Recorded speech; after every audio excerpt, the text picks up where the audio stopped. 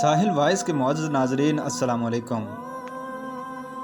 معزز خواتین و حضرات، آج کی ویڈیو میں انتہائی اہم شیطانی وسوسے کے بارے میں ہم بات کریں گے کہ اکثر ہمارے ذہنوں میں یہ سوال پیدا ہوتا ہے کہ اگر ہر چیز بنا کسی خالق کے پیدا نہیں ہو سکتی اور ہر چیز کا خالق اللہ ہے تو پھر اللہ کو کس نے پیدا کیا اور وہ کیسا ہے اور کس چیز سے ہے؟ نعوذ باللہ۔ لہذا ان وسوسوں سے پریشان نہ ہوں اور وسوسوں میں مبتلا اشخاص کی تسلی اور تسکین کے لیے کہا جاتا ہے کہ جس طرح چور اس گھر میں جاتا ہے جہاں کچھ مال و متاع ہوتا ہے، اسی طرح جس دل میں ایمان ہوتا ہے شیطان وہاں آ کر وسوسہ ڈالتا ہے۔ شیطان چونکہ انسان کا ازلی دشمن ہے، وہ انسان کو کسی طرح بھی سکون و چین سے نہیں رہنے دیتا۔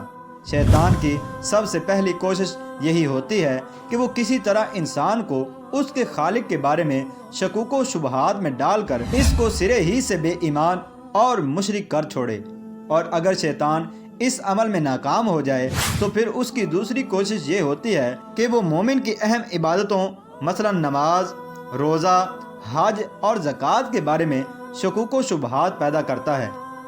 خیر، شیطان کا سب سے اہم اور خطرناک وسوسہ یہی ہے کہ جب ہر چیز کا خالق اللہ ہے تو پھر نعوذ باللہ اللہ پاک کا خالق کون ہے؟ اگر تو یہ سوال مسلمان کے دل میں پیدا ہو تو اس کا جواب ہم قرآن و سنت کی روشنی میں دے سکتے ہیں، لیکن اگر کوئی غیر مسلم یہ سوال کرے تو اس کا جواب ہم ویڈیو کے آخر میں دیں گے۔ سب سے پہلے اس بارے میں بات کرتے ہیں کہ اگر مسلمان کے دل میں یہ وسوسہ پیدا ہو تو پھر اس کا حل کیا ہے؟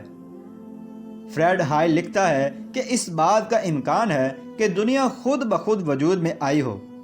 یہ اس سے زیادہ کچھ نہیں کہ ہم یہ یقین کر لیں کہ کبھی کوئی ہوا چلی ہو اور کوڑے کے ڈھیر سے ایک ہوائی جہاز بن گیا ہو۔ اور رچرڈ ڈاکنز اپنی کتاب دا گاڈ ڈیلیویژن میں لکھتا ہے کہ اگر یہ مان لیا جائے کہ جہاز خود بخود نہیں بن سکتا، اس کو کسی نے بنایا ہے، اسی طرح یہ دنیا بھی خود بخود نہیں بنی بلکہ اس کو بھی کسی نے بنایا ہے، تو پھر جس نے ان سب کو بنایا ہے تو اس کو بھی تو کسی نے بنایا ہوگا۔ عزیز خواتین و حضرات، اگر تو یہ سوال مسلمان کے ذہن میں آئے تو وہ درج ذیل احادیث پر غور کرے۔ صحیح مسلم کی حدیث نمبر 134 ہے کہ حضور نبی کریم صلی اللہ تعالی علیہ وآلہ وسلم نے فرمایا، ہمیشہ ہی لوگ ایک دوسرے سے سوال کرتے رہیں گے کہ اللہ نے ہر چیز کو پیدا کیا تو پھر اللہ کو کس نے پیدا کیا؟ تو جو شخص ایسا اپنے ذہن میں پائے تو وہ یہ کہے کہ میں اللہ پر ایمان لایا۔ اسی طرح مسند احمد کی حدیث ہے کہ حضور صلی اللہ تعالی علیہ وآلہ وسلم نے فرمایا، جب کسی کے پاس شیطان آ کر پوچھتا ہے کہ آسمان کو کس نے پیدا کیا تو وہ جواب دیتا ہے اللہ نے۔ پھر شیطان پوچھتا ہے تو پھر زمین کو کس نے پیدا کیا تو وہ کہتا ہے اللہ نے۔ یہاں تک کہ شیطان یہ سوال کرتا ہے تو پھر اللہ کو کس نے پیدا کیا؟ بس اگر تم میں سے کسی کے دل میں یہ سوال آئے تو فوراً پڑھے آمنت باللہ ورسولہ، یعنی میں اللہ اور اس کے رسول پر ایمان لاتا ہوں۔ ایک دفعہ صحابہ کرام میں سے کچھ لوگ حضور نبی کریم صلی اللہ تعالی علیہ وآلہ وسلم کی خدمت میں حاضر ہو کر عرض کرنے لگے کہ ہم اپنے دلوں میں کچھ خیالات ایسے پاتے ہیں کہ اللہ کو کس نے پیدا کیا اور وہ کیسا ہے اور کس چیز سے ہے، اور اس طرح کی اور چیزیں بھی جن کا بیان کرنا بھی مشکل ہے، اس لیے کہ ہمیں معلوم ہے یہ سب کبھی ہی باتیں ہیں اور ان میں سے کوئی بھی چیز ایسی نہیں کہ ہم اس پر یقین رکھیں، بلکہ ہم جانتے ہیں اللہ قدیم ہے، ازل سے ہے، ہر چیز کا خالق ہے۔ تو ایسے خیالات جو ہمارے دل میں آتے ہیں ان کا کیا حکم ہے؟ تو آپ صلی اللہ تعالی علیہ وآلہ وسلم نے یہ جواب دیا، یہ تو صریح ایمان ہے، اسی لیے تو تم ان وساوس کو اپنے دل میں جھڑک دیتے ہو اور اس کو برا سمجھتے ہو، تو یہ تمہارے ایمان کی علامت ہے۔ احادیث کا حاصل یہ ہے کہ جب بھی کوئی مسلمان اس وسوسے کا شکار ہو تو اس کو دل میں دبا کر نہ رکھے بلکہ فوراً اقرار کرے کہ میں ایک اللہ اور اس کے رسولوں پر ایمان لاتا ہوں اور شیطان مردود سے اللہ کی پناہ چاہتا ہوں۔ بعض احادیث میں بائیں طرف 3 دفعہ تھوکنے اور سورہ اخلاص پڑھنے کی بھی تلقین کی گئی ہے۔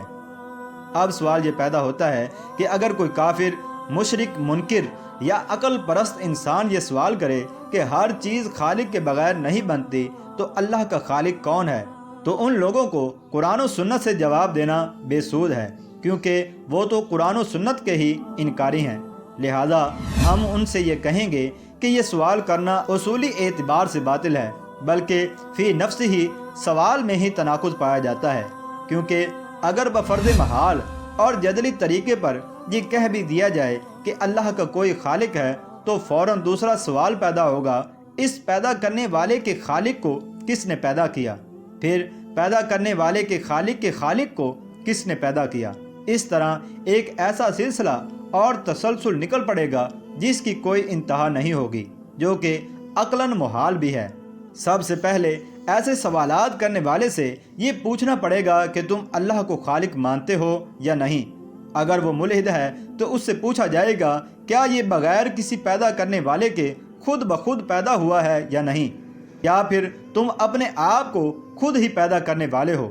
اب کوئی بھی عقل رکھنے والا شخص یہ مان نہیں سکتا کہ اس نے خود کو خود ہی پیدا کیا ہو، اور نہ ہی یہ مانا جا سکتا ہے کہ انسان خود بخود ہی پیدا ہوتے جا رہے ہیں۔ لا محالہ یہ ماننا پڑے گا کہ کوئی خالق ضرور ہے اور وہ اللہ ہی ہے۔